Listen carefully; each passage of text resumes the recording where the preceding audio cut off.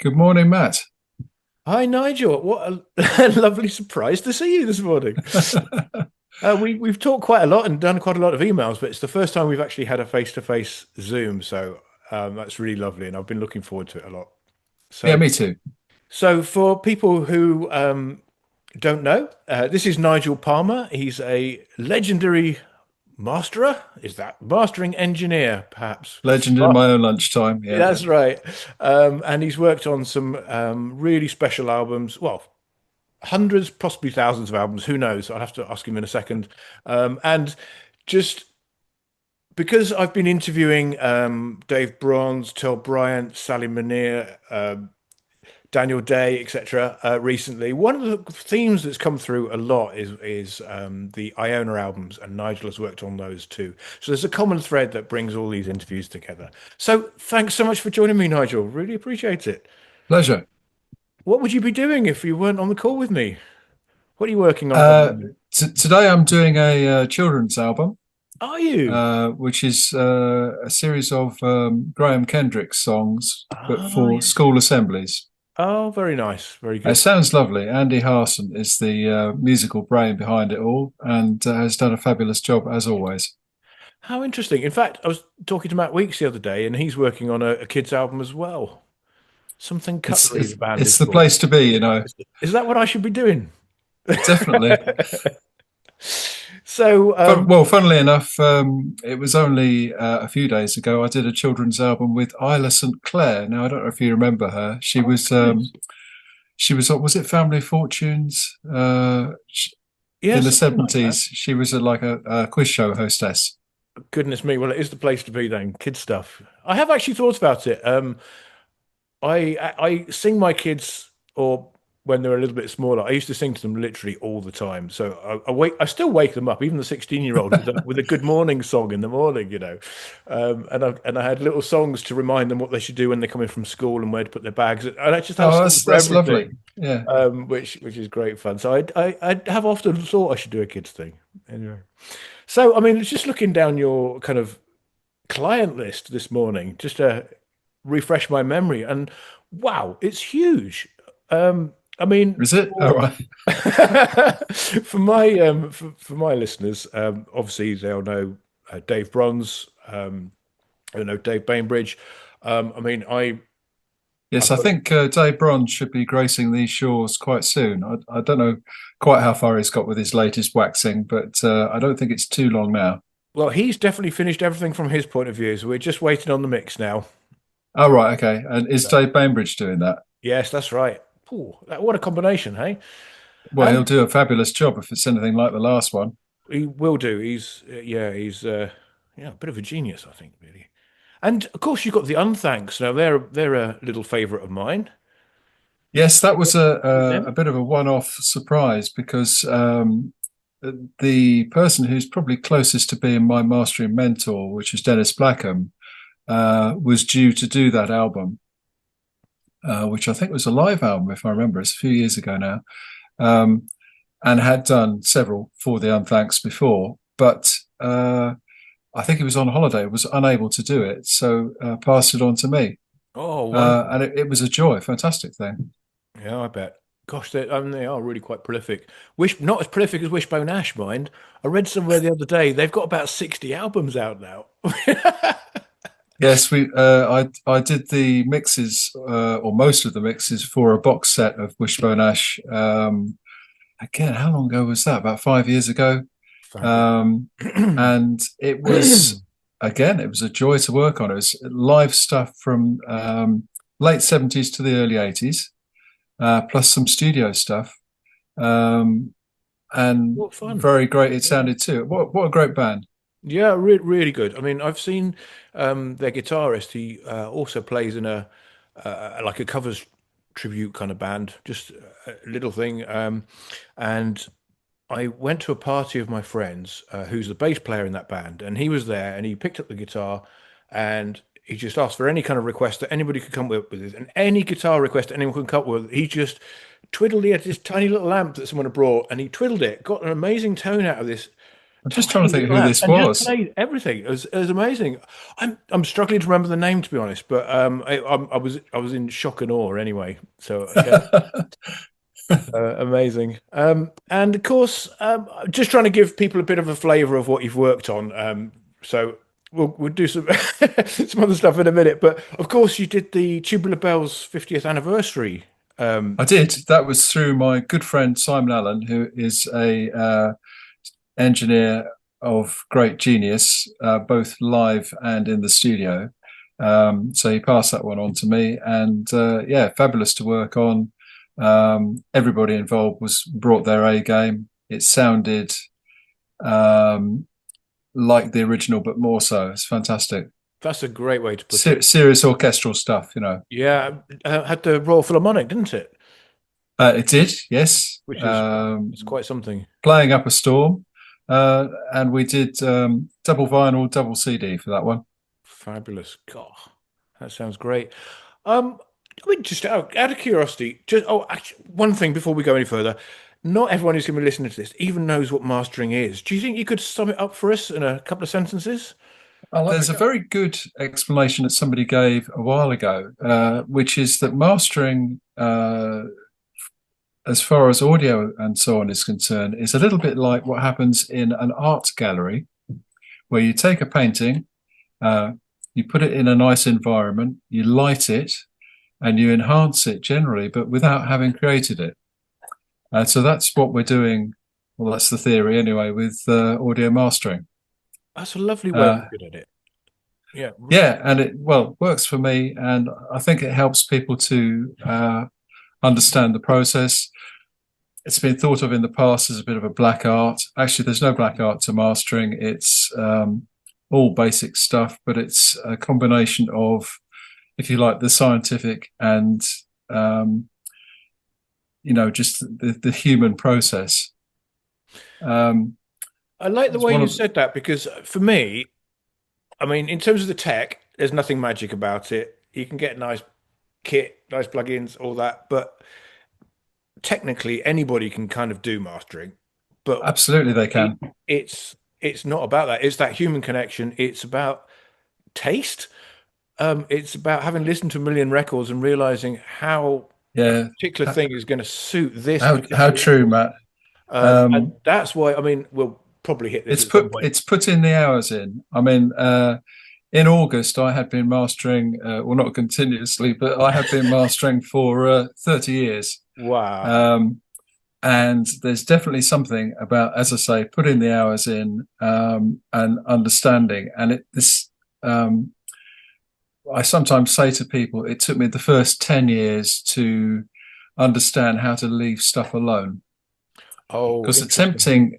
the tempting thing, if you're having a go at mastering and you've not really got involved in the process before, is everything you hear suddenly becomes a mistake and you need to kind of correct it.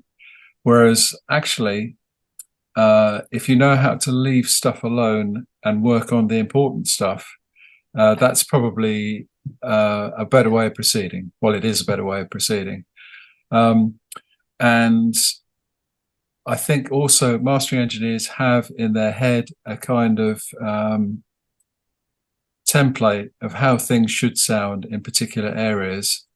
Um, and the trick is to be able to apply that to the real world. Um, Bob Ludwig, famous mastering engineer, now retired recently, um, once said that if he heard a piece of music, he would know in a few seconds what it needed. Really? Um, and I do as well. And that sounds rather boastful, but the trick is, I think any good mastering engineer, that's how they work. But the trick is being able to apply it. And sometimes when you have a great mix, like the children's mixes I'm working on today, they're fabulous mixes, and it all takes a little bit longer because you only need to make small changes, but they need to be the right small changes because otherwise we're going backwards.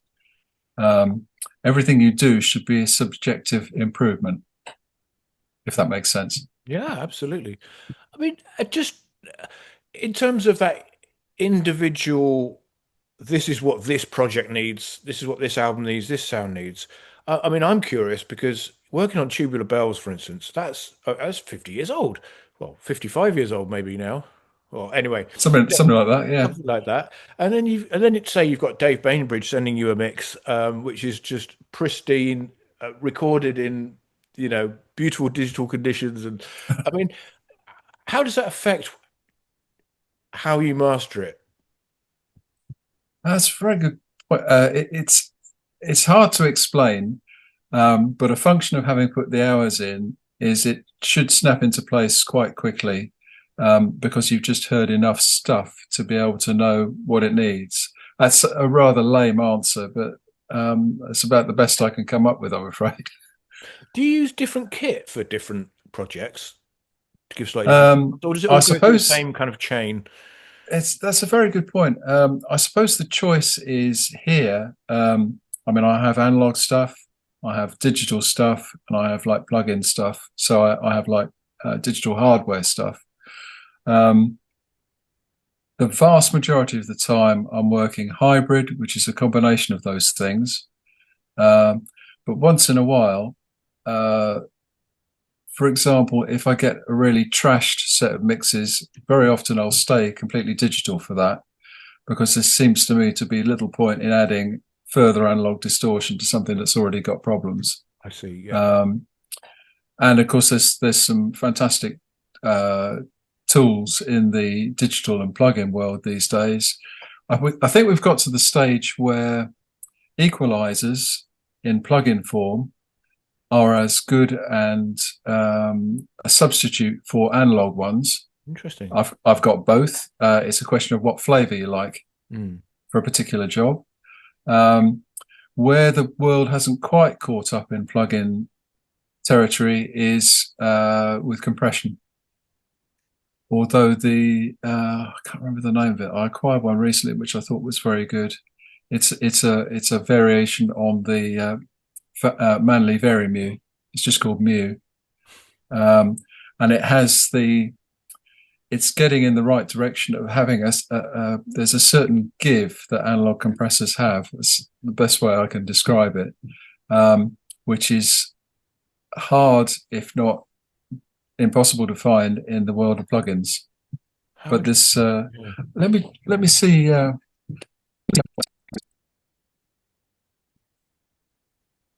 Right, it's Pulsar Audio, Oh, and interesting. it's their Mu. And this is the closest I've ever heard to being a substitute for an analog compressor. And under the right circumstances, I would use it as an alternative. That's really interesting. Gosh, you'd think they'd be able to do that by now, wouldn't you? Really?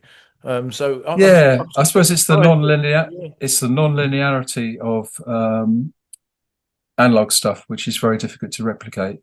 Um, there was a there were some hardware boxes a few years ago, digital hardware boxes, which used uh, kind of samples of the characteristics of various classic bits of gear, called Synthefx.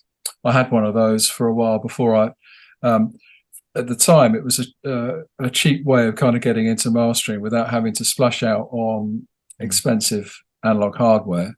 And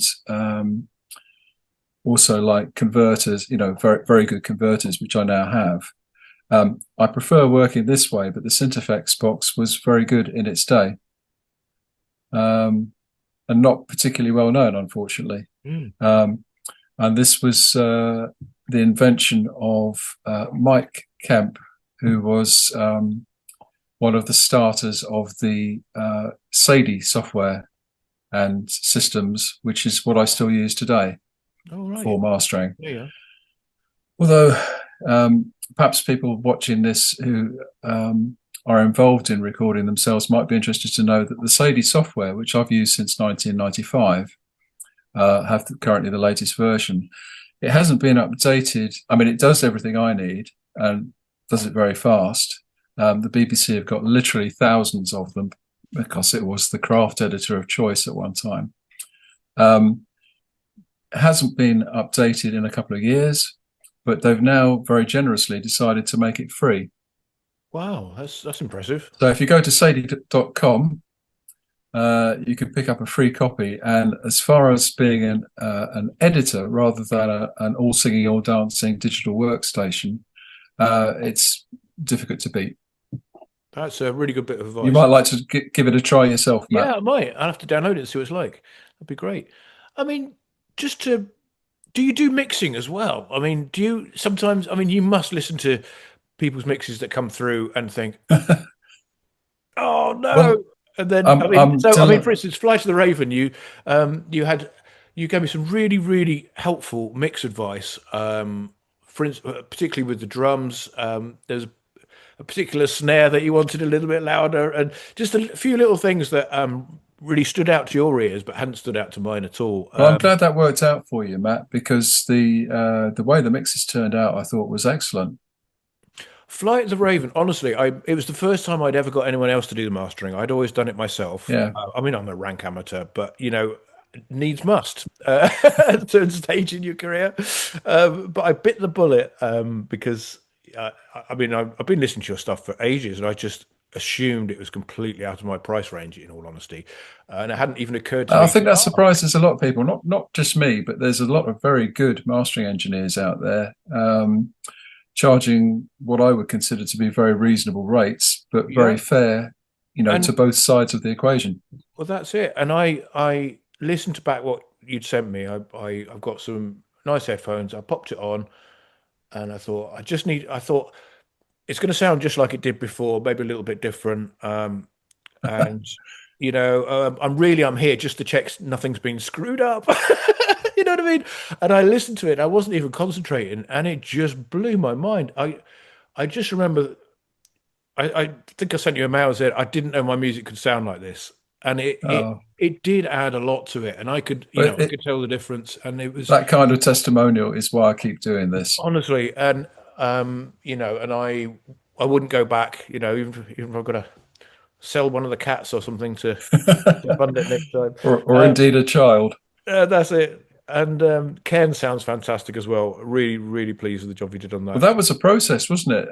Getting it together with the mixes on that, and I think that's worked out tremendously well. Yes, and actually that was a big learning experience for me. So eventually we went through Matt Weeks, didn't we, to do the mixing? I mean, basically I'd been listening to it so many thousands of times, I'd really lost kind of my Yeah, ears on it, and he kind of rescued me a little bit and finished off he the did a mixing very very and nice job, did a lovely job. and And hopefully you've established a way of working for the future. absolutely, I'll definitely be tickling him up again. I think it's a really nice. The daft thing is, if I'd done it earlier and got him involved, I would have saved myself hundreds and hundreds of hours. Yes, I mean, literally hundreds of hours it would have been I spend on these things because, um, and I, I guess I think as a, but I have to say, doing the process as you did, which mm, is the sort of more long-winded version of that, I think the project has turned out better for it. yes, I think so. I'm really It's pleased with it. And actually, interestingly enough, when I got it back on the CD and I played it through the CD, again, I thought I better just check the blooming CD just to check it plays all the way through, and all that. And I put it on, and I hadn't listened to it for weeks. And again, it just like, oh, this is really good. Oh, yes, and I can't and explain it, but sometimes when you put the CD in, it sounds slightly different and better, and I can't really explain why. But anyway, it was a lovely experience. Relief as well. you make a very good point there about you having listened to it hundreds of times before. This is the sort of secret weapon of mastering engineers because we get to hear it for the first time. Mm, And this kind of instant reaction thing, which I then do, like I was saying with Bob Ludwig, where you hear something, you know what it needs, you go and do that. Um, that would be very much watered down if I'd heard it many times, if I for would be sure. able to do it at all. So it's a great thing. So I think the team approach, where you've got different people doing different bits, it can be really, really effective. Um, It's more expensive, but you get a better result. yep, and certainly for me, where I'm at the moment, I need to have the very best sounding album I can possibly get out at the end of it. So, within reason. So, I was very pleased with it. What did you use on it out of interest? Can you remember? You've probably done Well, another 10 projects since. um, I'd have to check the notes. That I do notes for everything that passes through here. I've got a sort of shorthand way of describing what the various bits of outboard gear and so on are doing. What I can tell you is that referring to my earlier comment about equalizers in plug-in form are now pretty much as you could substitute either, just depending on what flavor you want. The overall brightness on your album I'm pretty sure, was a combination of a hardware EQ, which is called a Bax, which is based on quite an old equalizer curve invented by a guy called, I think it's Peter Baxendale, in the 50s. And that was the curve that they used to use in old radiograms and so on as a tone control. Oh, how interesting. In the last sort of, I don't know, 10, 15 years, it's found its way into things like mastering. Great thing about it is that it's a very gentle curve. Unlike a typical equalizer shelf, which kind of goes up so far and then levels off, the Baxendale curve sort of goes up forever. And you get is the only way I can describe it, and you get a very kind of gentle effect from it, very gentle but effective effect. And so there would have been a bit of that as the overall brightness on your album, and plus a recent discovery for me, which is a plug-in EQ based on the old Sontec hardware box. This has been very interesting.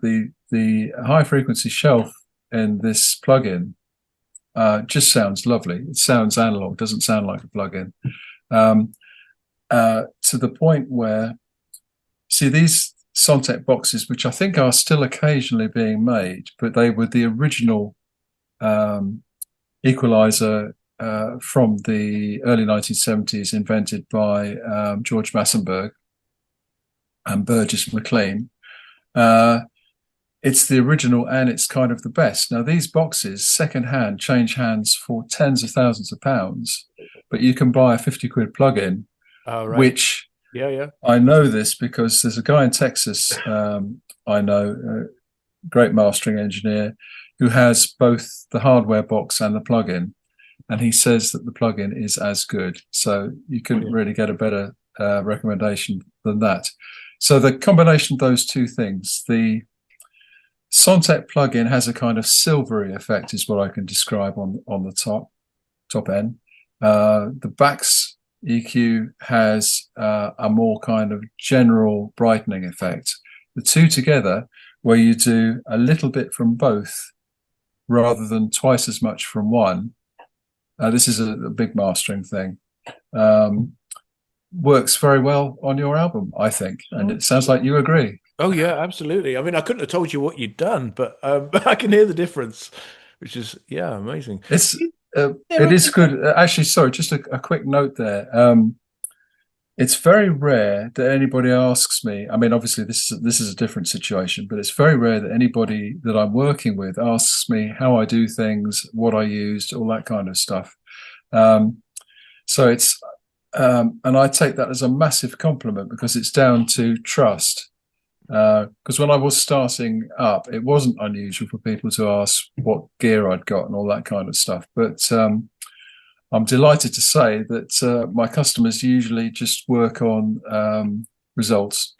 Well, no, that's it. Not the means that we get there. Yeah, we trust your ears, we trust your taste, and trust my ears. I think the only answer to that is pardon. Yeah.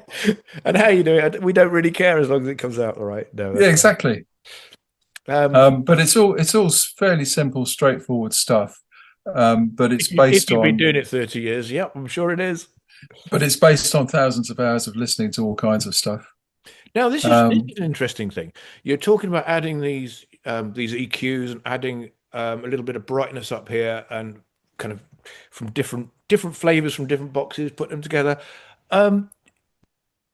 it sounds daft. Would you prefer a mix that's slightly flatter so you can add that sparkle and do it Oh, better than interesting. the mix person? Or would you prefer a mix that is already, does that make any sense to you? It makes complete sense to me. And on the whole, I prefer people to just do what they feel is right.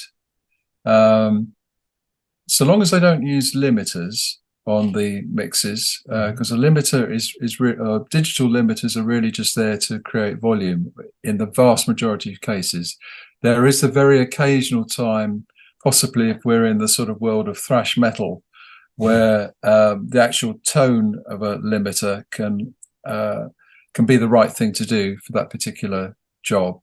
But uh, yeah, on the whole, yeah, if people feel the need to have some gentle compression on the master bus, go ahead and do it. I mean, there's a sort of fallacy that used to go around, maybe still does, that you shouldn't add anything to the master bus of a mix, but leave it to the mastering engineer, and that is quite wrong, really, because you get a different effect when you're mixing if you actually mix into a compressor, for example. Sure, for sure.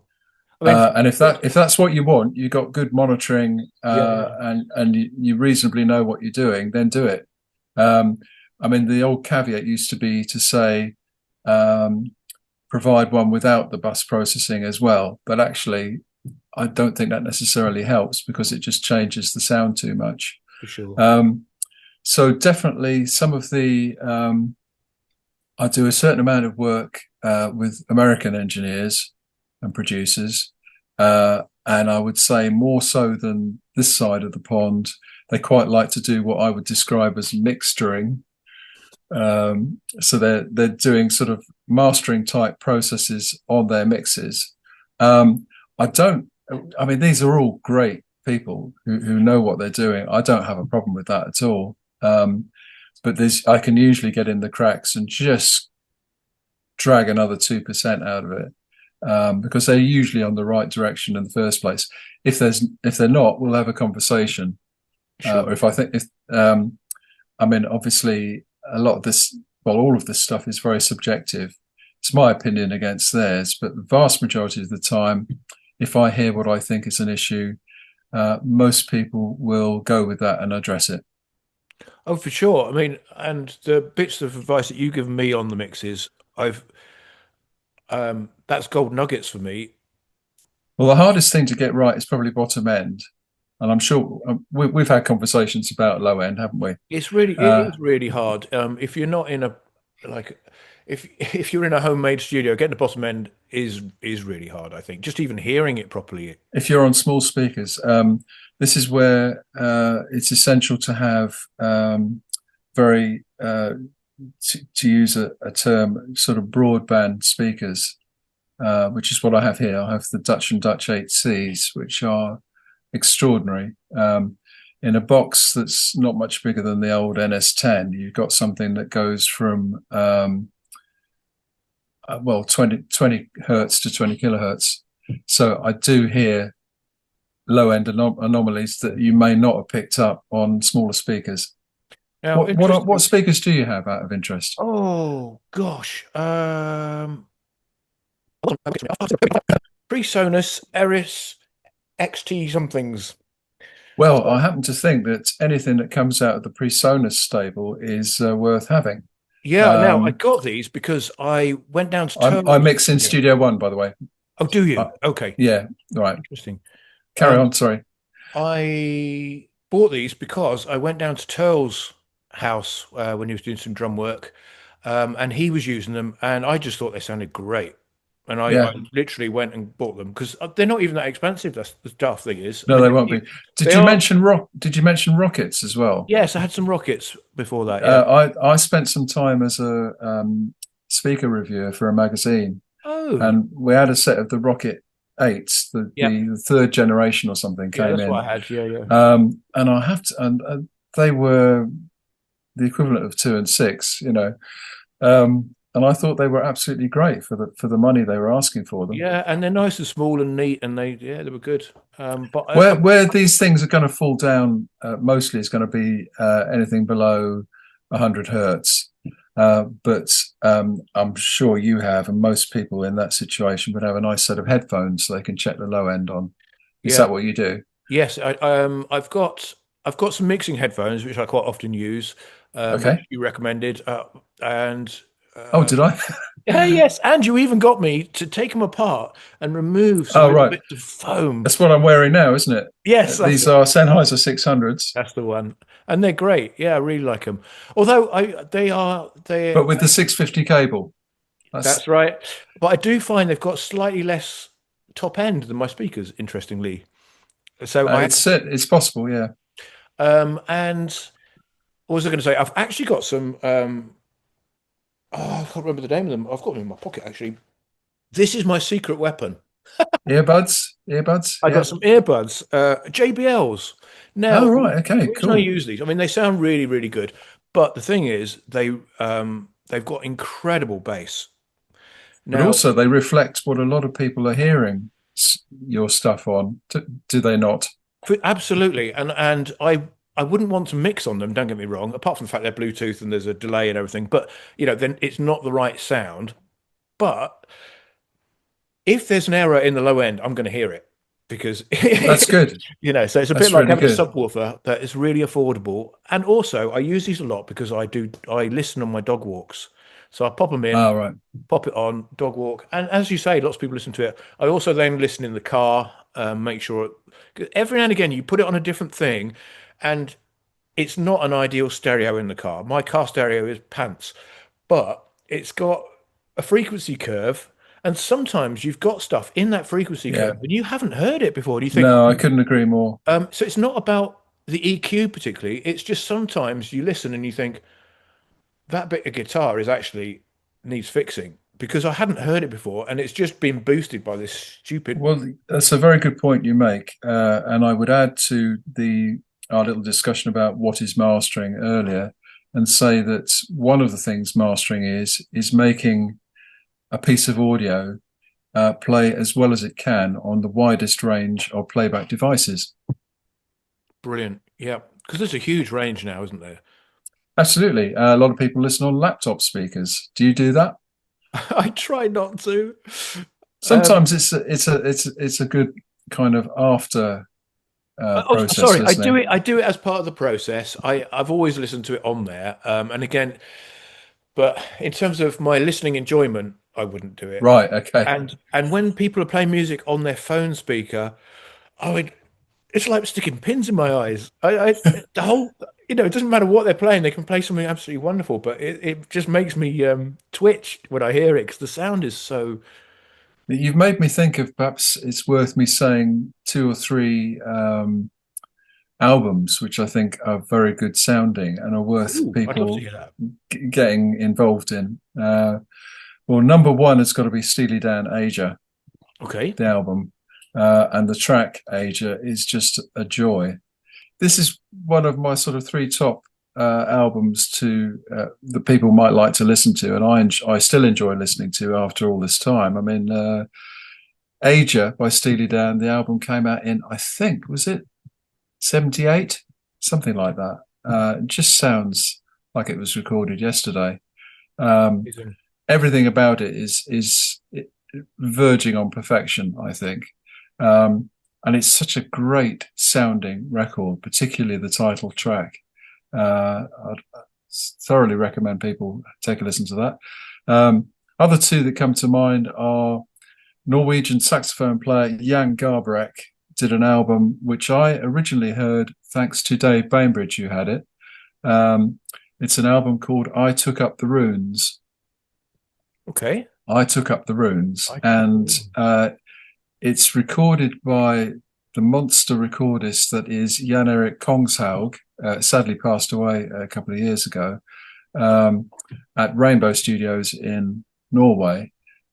Just sounds absolutely fantastic. It's a relatively quiet CD. There's no limiters or peaking or anything like that going on. You probably have to turn it up on your hi-fi, but what the heck?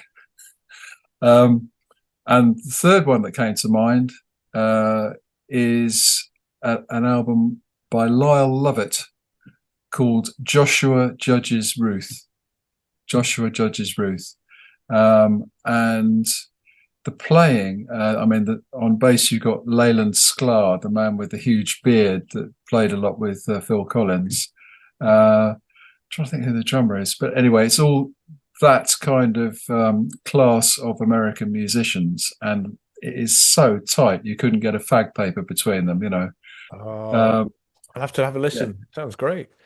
I assume all this stuff is available on Spotify these days. Although I, Spotify audio quality is not too bad, I find. I think it's improved actually. I think when it first came out, it Yeah, was a bit rough. But yes, but of course we've mostly got better broadband as well, which kind of helps, doesn't it? yeah, So I'd absolutely. I'd like to add an album to the list. Yes. Let's talk about Book of Kells if you wouldn't mind. Oh, right. I Okay. mean, now the reason I mentioned this one, and I've told you this before, haven't I? But I used to use this as a reference disc for when we were testing stereos, because if you could get a stereo to play this Book of Kells nicely, you knew it was a good stereo because it had some boom moments in it that really worked a stereo hard, and there's so much to listen to, and we just found it. You could tell the difference between stereos very nicely by Well, playing it's it. interesting you should say that. I don't know if when we had the conversation, I said this at the time, but Joanne Hogg, the singer, told me that she's from Northern Ireland, and she told me that at least one hi-fi shop in Northern Ireland had started using it as a test disc, Really, um, which astonished me because it was done under, shall we say, fairly straightened recording circumstances. It was quite a nice console we use, but it was one of the lesser Trident ones. Um, so it's not like using a Neve or an SSL, or particularly a Neve. Um, and I think we got some great results. It was like there was a lot of stuff we needed to do, like a lot of backwards stuff on that album, uh, which took a certain amount of head scratching to do. Um, and because we didn't have the sort of perfect amount of gear that perhaps we would have liked, we had to improvise and come up with interesting ways of doing things. oh, fascinating. There's a tune called Luke the Calf, Yep, which is a very gentle kind of piece with a sort of lead flute on it, and the sound of waves in the background. And for the sound of the waves, we had a BBC sound effects record of some sort of low level surf, um, but we wanted to make it a bit more memorable than that. So on the DS201 Drama Gate, which we had in the studio, there are high and low pass filters to tune the response of the gate. So we weren't using it as a gate. Uh, we just switched in those filters, and the sort of swishing noise that you can hear in the surf is me kind of fiddling around with the high and low pass filters, just turning the knobs how in real amazing! time. How interesting! Um, Lots of stuff like that. That's And proper old school. When you see, and everyone's having to do all the faders all at the same time for different parts of the track, and yeah, there was no automation on that no, album. no. It's a bunch of people on the desk and a certain number of edits putting sections together. Um, the epic track Matthew the Man, which you may be familiar with, Oh yes, yes, yes. was done that way, done in sections. And I think we were lucky enough because a friend of the band had who lived down the road had a DAT machine, which was relatively new at the time. So we're talking, what's that, 1990, 89, 90, something like that. Maybe even 91. And so we were able to at least record to DAT. The studio had a quarter inch, but I think in that particular case, the DAT was better. It captured more of the sound. Um, yeah, great times, happy Yeah. days. I mean, that's one of the albums I've been listening to, ever since, really. I think the Oh first, yes, and in fact, sorry, um, there's a track called Chiro, yeah, yeah. which should apparently we found this out afterwards should be pronounced Cairo. Yep. It's Latin letters, I think. Um, and that was the very first day I got my Alesis D4 drum sounds box, which had external triggers on. And it sounded remarkably good, I have to say. So I replaced the kick and snare with some. Well, in fact, I added samples to the existing kick and snare, Oh, um, and that's given it a punch, which I think yeah. I we mean, otherwise might have lost. the drums are incredible on that album, to be fair. And of course, that track you've got Nick Beggs going crazy on his Chapman stick, haven't you? Had Here you comes recorded a my. Chapman stick before? I hadn't recorded a Chapman stick No, I before, bet. but here comes my Nick Begg story.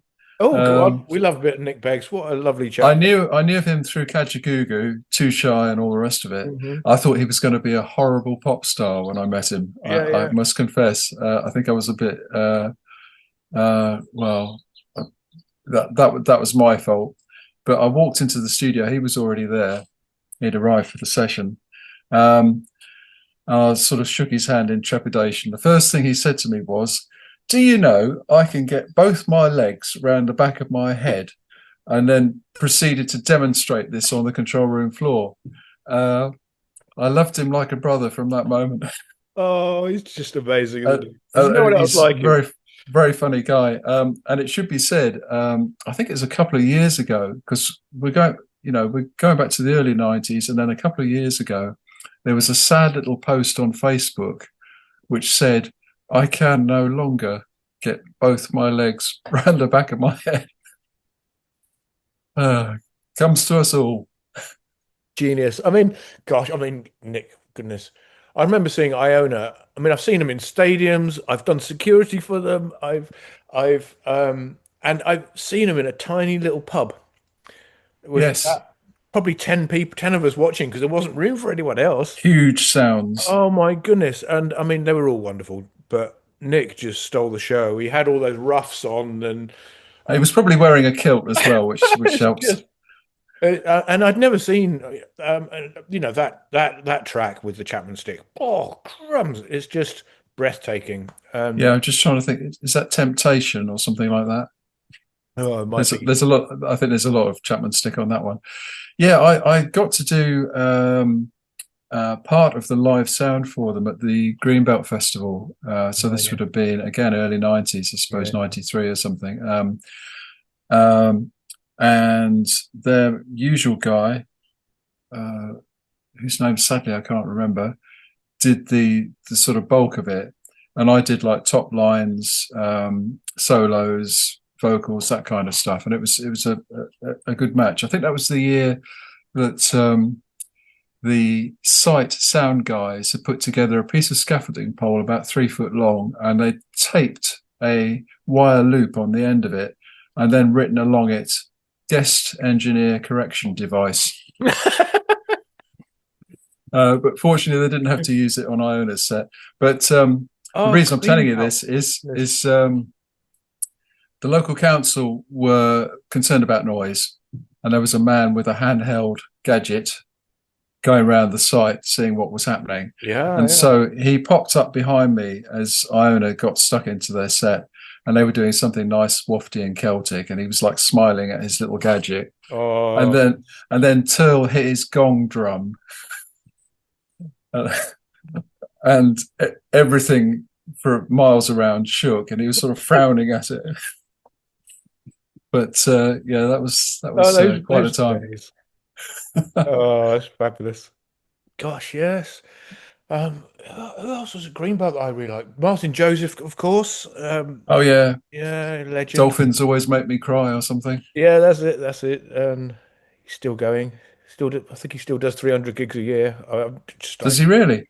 wow. Wow. I mean, Gosh, you can't be a spring chicken either. no, no, not at all, not at all. But he just But there keeps does seem to going. be a thing. There does seem to be a thing It's with, just because dare I say musicians it? can't ever retire. Well, yeah. Pensions and benefits, what are they? I, I I don't know if it's to do with like healthcare or something, but there seems to be a lot of older people who are really doing very well and continuing to play music. I mean, blimey, isn't Mick Jagger over 80 now? Yeah, Uh, amazing. and we had this lovely lady, Isla St. Clair, in last week doing her kids show, her kids album, and that I mentioned earlier. She's 73, I think, but she sounds like a 30-year-old. It's amazing, isn't it? Sings brilliantly. I think it's a bit like exercise. I think once you start, you get past a certain age. If you stop, you've had it. But Yes, because if you one keep could. going, you can just keep going, I think. I mean, how long am I going to be able to do mastering for? I don't know, but there are some very well-known, famous, even American mastering engineers who are well into their 70s, and I think in one case, early 80s, still Brilliant. churning the hits out. That's wonderful. Can you listen to music and just enjoy it for what it is, or do you find that you end up doing a forensic analysis on it? Well, that's a very good question. And when I got into mastering for the first considerable length of time, difficult to say exactly how long, I couldn't listen to any music at all outside work without doing the forensic thing. Um, and so that's when I became a big Radio 4 listener, for Ah, of example, course, yes. speech stuff. And Yeah, indeed, I still am. Um, but it's really only, I think, in recent years that I've just been able to listen to music and enjoy it, wonderful. and not analyze it too much, and just switch off that part of whatever's going on. I find that at gigs sometimes I stand there and I love the concert, but I am also analysing the gig and how they're playing and wow, I'd love to do that. And um, but music I can listen to and I don't find it's too bad. The only problem with music for me is that if I've got time to be listening to an album, I probably should be doing something else. You know what I mean? I Yeah, should same probably be here. working on something. So Same here. it's hard for me to cut out an entire album's worth of time. But car, of course, is and dog walks is where I Yeah. and so that's good. But you must have listened to thousands and thousands of records to train your ears for the mastering. I mean, tell me about Not how your kind of relationship with music when you were growing up. well. Talking about training your ears, picking up on that point. There's definitely an aspect of ear training that goes on just by living. I think I don't know if I ever really did it consciously, Oh, but we really? had a situation with an early studio I was involved in. This would be in the early 80s, when I first got into recording, where we'd had a bit of a change around in the studio, put it all back together again, and we found that the monitors were sounding weird, no bass and weird. We had a good friend, Jules or Juliet, who was sound engineer for MTV at that time. She did a lot of the live stuff. So we got Jules in to have a listen, and within about 3 seconds, she said, "Well, your speakers are out of phase." We didn't understand this at the time.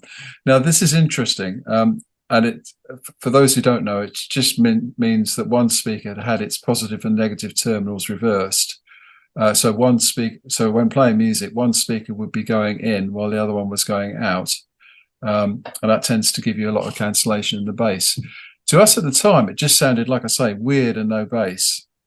If I heard that sound now, You'd know it straight would off. be like my head would be imploding. It's absolutely it cannot be anything else. Yeah. Um, and I guess I've just picked up other things like that along the way. Oh, that's really interesting. Yeah, yeah. Gosh.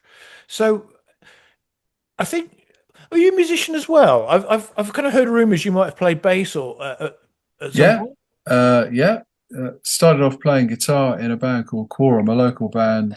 We got together in, I suppose, the early to mid 70s, and eventually by 77, we'd left the Ipswich area and moved to Leicester. Hey! Oh, Sorry. oh, I forgot that's where you come from. Yeah, number 8 Royal Road, Leicester. Oh, we should Uh, see if there's a blue plaque. that would just be a brown plaque, I think, in our case. Um, but uh, yeah, so we all moved to a house. The idea being that Leicester was a fairly central point in England, and we could get off and do various gigs So we did gigs like in Wales. We went down to Oxford to do things. Uh, and that lasted for, I suppose, about 9 months. Eventually, the whole thing, as bands often do, kind of fell apart. But I then, myself and the drummer wanted to continue. I'd swapped to bass, and we'd put ourselves out as a rhythm section. I mean, we really had no idea what we were doing at the time, but uh, I happened to see a Melody Maker advert looking for bass and drums to play on the American bases in Germany. So got in touch with Tom, all up for it, and then agreed with the band leader that we'd come over. We had a female guitarist called Anne who appeared at Tom's house in her little ex-GPO red van with all her gear in it. Brilliant. I loaded mine up. At this point, Tom said he didn't want to go. Oh, what? So that was a watershed moment. I could have said the same, or I could have hopped in the little red van, and I hopped in the little red van and went out to Germany playing bass for 18 months until just the last gig we did was New Year's Eve, 79, 80. Amazing. Oh, wow. What an And experience. on the bases, you had to play, I think it was 4 sets of 45 minutes on weekdays, 6 sets of 45 minutes at the weekend, That's and a something lot of like playing. 8 for a New Year's Eve. I mean, that's a Um, lot of material. I mean, we never had more than kind Or of did they 30 drink in, songs. or did they drink enough that you could just loop? There was a certain amount of that going on.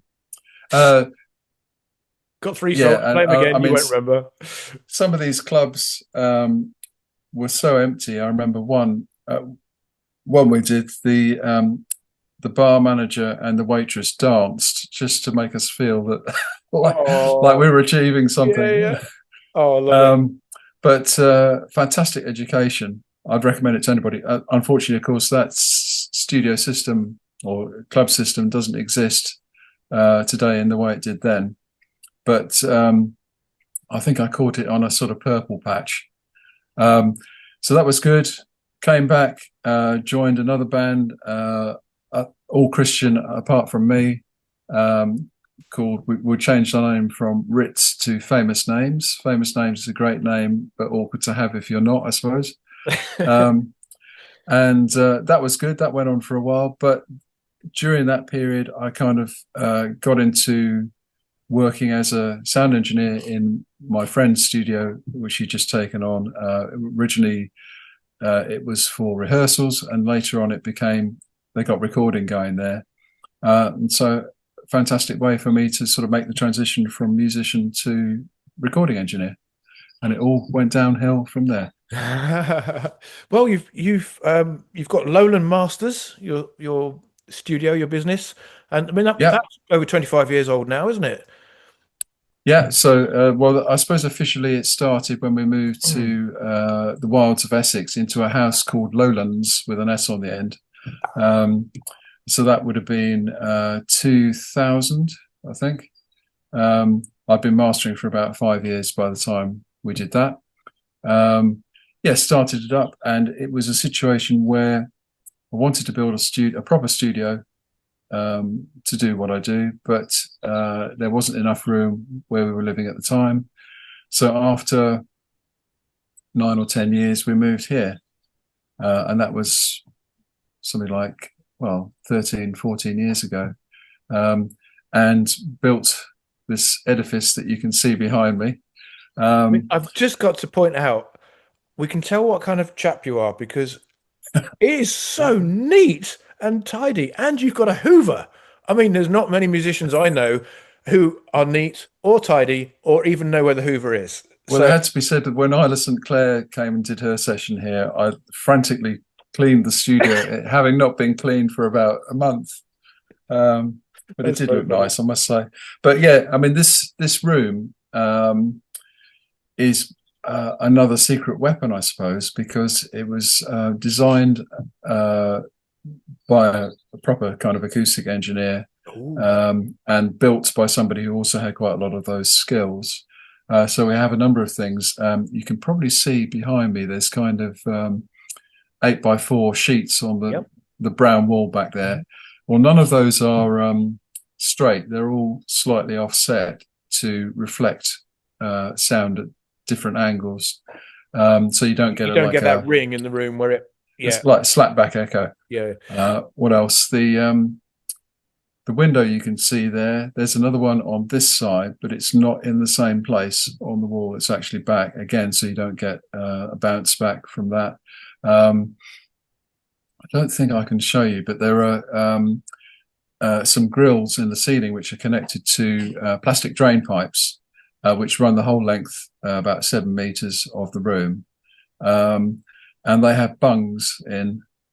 So they're there to tune out the central resonance in the room, which they do very effectively.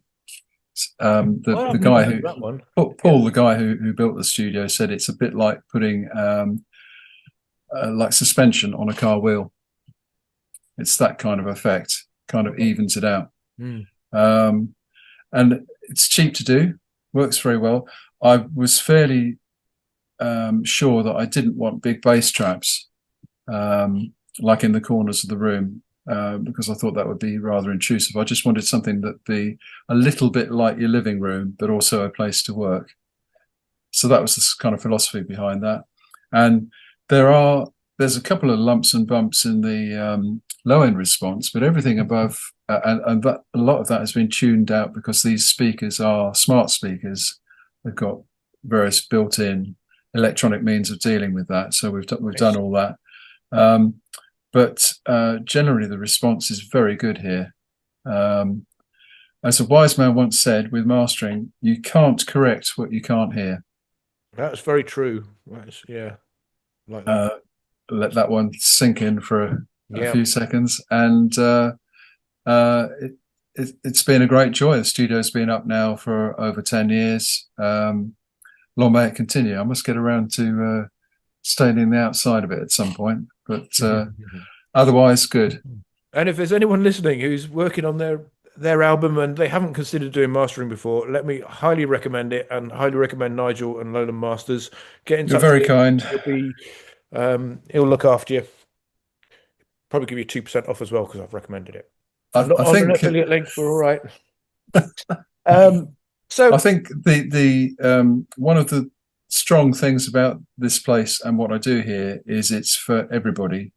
So there are bands from literally around the corner that have been through here. And I'm proud to say some of my customers are Grammy winners, wow, that's very cool. both in the UK and abroad. As I say, a certain amount in America.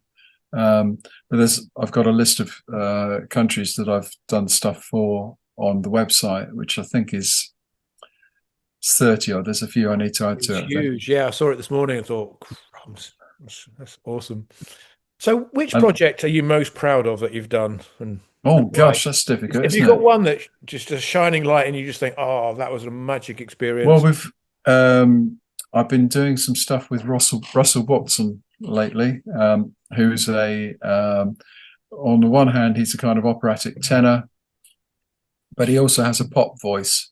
So we've been doing stuff for Russell's pop voice recently. Oh, interesting. I'm very proud of that. I mean, he's a great singer, but he's been had tremendous support from a really excellent arranger producer called Helen Jane Long, who I've done stuff with for quite a few years. Um, One of the strings to my bow here is library stroke production music, which is music that they'll use in TV and film when they haven't got the budget to pay for a custom right. And I met Helen through one of the companies that does that, Audio Network, who are probably the biggest now. So she's moved on.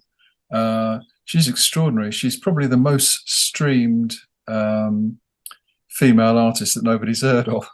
Oh, fascinating. She must be rapidly approaching 2 billion streams now Whoa, on Spotify and all the others. amazing. So very proud of that. And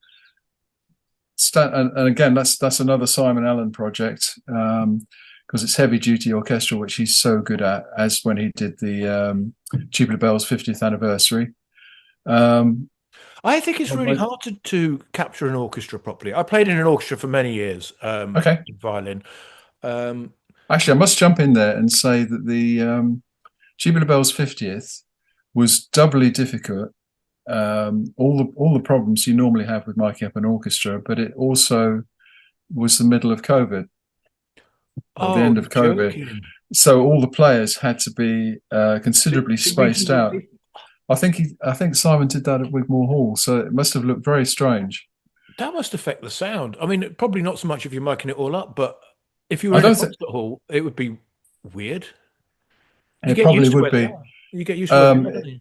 I mean, if you listen to the recording, there's no hint that that's what they did. Really, But yeah, as you say, it would have looked pretty strange. it would have done. I mean, and I've said this for years. I listen to orchestras on a lot of recordings, and they don't sound like an orchestra. If you've been in one, it's not. Oh, right, okay. It just doesn't sound like when you're there. It sounds lovely, but it doesn't sound like an actual orchestra. Yeah, I But know some what you people mean. do capture it, and they capture it, and it sounds like you're actually in the room, and it's lovely. And I'm not entirely sure what the difference is between the two, but it is a bit of a Yeah. bugbear of mine when I hear orchestras. I think it's probably a lot to do with having the right kind of space to record it in the first place. Yeah, Um, probably. the one thing that happened to me at like an Iona story was we did a live album for them at the Royal Festival Hall in London, and there had been a double booking, unfortunately, on that day, where the Royal Opera House Orchestra was supposed to come in and rehearse in the afternoon. So we Right. lost 2 or 3 hours of our setup time because, Gosh. but we went ahead anyway, and they went and did it. Um, Bernard Haitink conducting. Um, I was the only person in the stalls, as it were. The orchestra was all set up on the stage, and they did. Oh, it's a requiem. Just trying to think which one it was. Uh, might have to look it up, but it has this. It has the largest drum in classical music, which is sort of wider than I can stretch, really. Phil was Uh, jealous. Actually, and was it Frank by then? was it what? Sorry. Was it Turl or Frank then? Oh, by that stage, it would have been. That's a good question. That was Till. That was Turl. Well, he would have been jealous then with the biggest drum. Oh my goodness. Um, Yeah. and this piece of music, because I was sitting in like the prime spot, just blew me away. And that's I can only think that's what you mean by the orchestra being different live and recorded. And of course, when And you're they were going for it. It wasn't a rehearsal as far as they were concerned. It was a no, no. performance, but there was nobody there except me. Of course, when you're actually sat in the orchestra as well, you probably get a different feel. And again, it's like listening to a violin. I've listened to a violin being played for decades here, Yes, scratchy sound in your ear, and that is completely different to if you hear it from 10 meters away. And smooth sound. yeah, yeah. And you kind of got to mic it up to kind of balance it out from what you normally Yes, hear and what is actually nice. yeah, But no, it's but true. you get it's not as scratchy as you think when it's close to here because it reverberates through your chin, Oh, interesting. and so No, it's just I remember trying to play you violin at one feel it. time, and I Oh yeah, just this screeching noise next to my ear was not something I could tolerate. So I have great respect for anybody that does. yeah. That's why you have to learn as a kid. It's the only way you can get through that phase with people telling you you must do. Yeah. Right. I think we're coming up to time again, believe it or not. Well, it's been an absolute pleasure. Oh, it's been a joy. It's so lovely to speak to you like this. And again, thank you so much, not only for working on my albums, but working on some albums that I truly, truly love and treasure. And looking forward to working with you again. Thank you very much, and yes, it's been a pleasure to chat, and hopefully more of these in the future. Brilliant. Thanks so much, Nigel.